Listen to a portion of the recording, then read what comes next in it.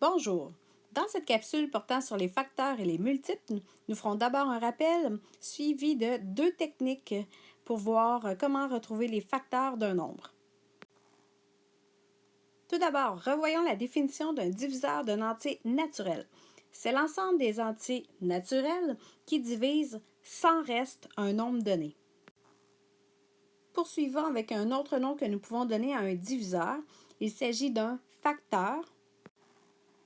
Et revoyons un exemple. Ici, on vous demande de trouver les facteurs de 36. On se rappelle d'abord qu'il faut les accolades et que nous devons trouver les facteurs en y allant par couple de nombres, c'est-à-dire ici nous avons 1 qui multiplié par 36 nous donne 36, suivi du 2 avec 18, 3 avec 12,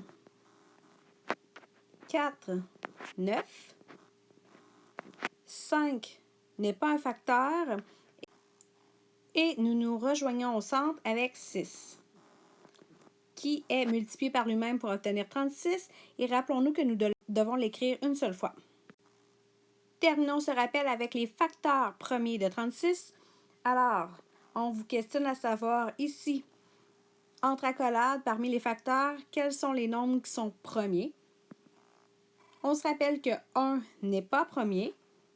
2 est le seul nombre premier qui est pair. 3 est également un nombre premier. Et si nous poursuivons la suite, il n'y a aucun autre nombre premier. Ils sont tous composés. Dans les facteurs premiers de 36, nous avons 2 et 3. Voyons comment nous trouverons des facteurs premiers d'un nombre. Première technique, l'arbre des facteurs que vous connaissez déjà. L'arbre des facteurs permet de décomposer un nombre naturel en un produit de facteurs premiers. Par exemple, ici nous retrouvons 168 ici en haut de l'arbre et c'est 8 et 21 qui ont été choisis comme couple de nombres pour représenter des facteurs de 168. Nous aurions pu choisir n'importe quel couple de nombres qui multiplient ensemble donne 168.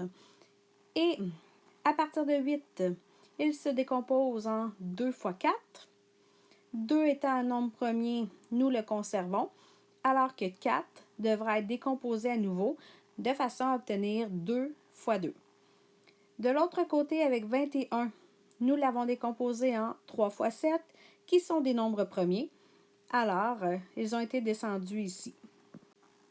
Au bas de l'arbre, soit 2, 2, 2, 3 et 7, il faut savoir que lorsque nous les multiplions ensemble, nous nommons ce processus le produit des facteurs premiers.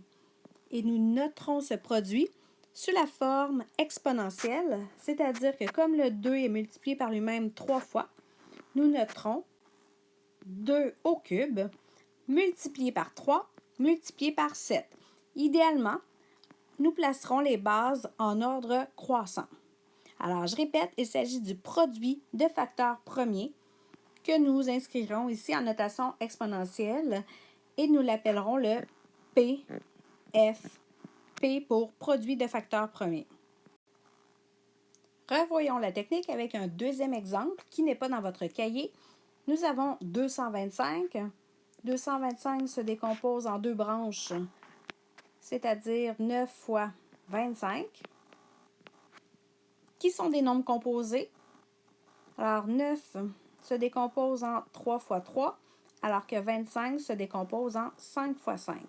Mon PFP sera donc indiqué de la sorte 3 au carré fois 5 au carré.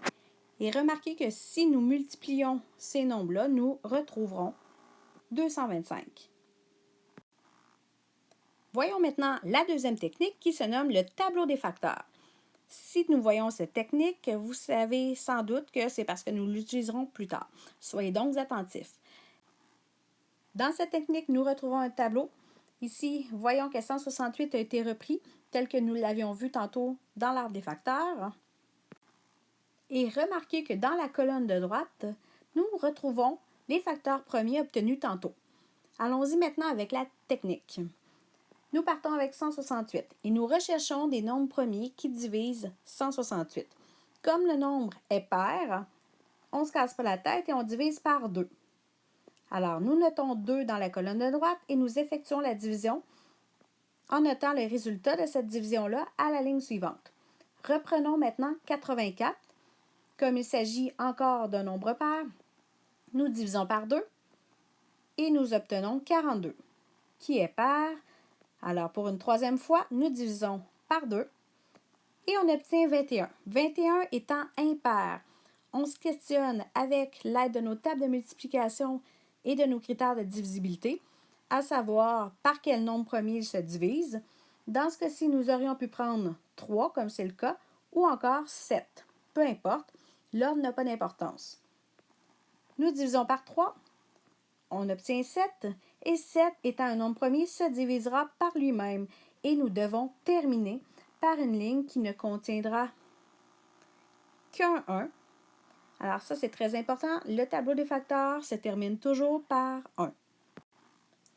Et nous notons exactement de la même façon que tantôt, c'est-à-dire par la notation exponentielle, notre PFP, notre produit des facteurs premiers.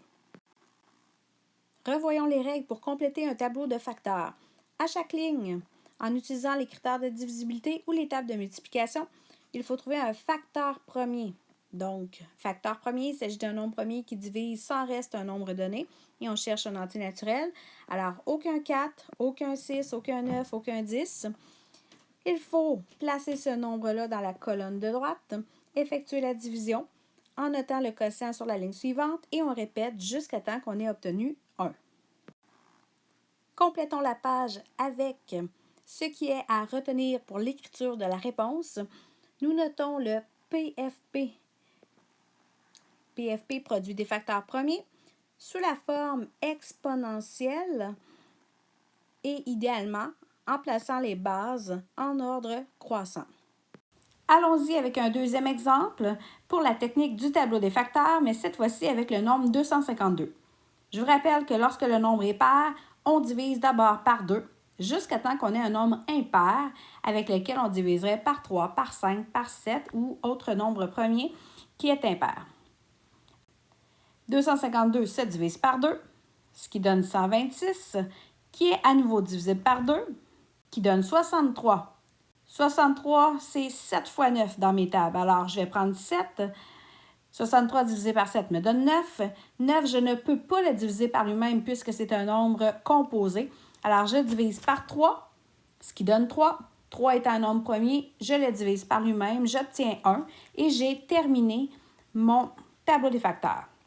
Voici maintenant le PFP, le produit des facteurs premiers, exprimé en notation exponentielle, c'est-à-dire 2 au carré fois 3 au carré fois 7.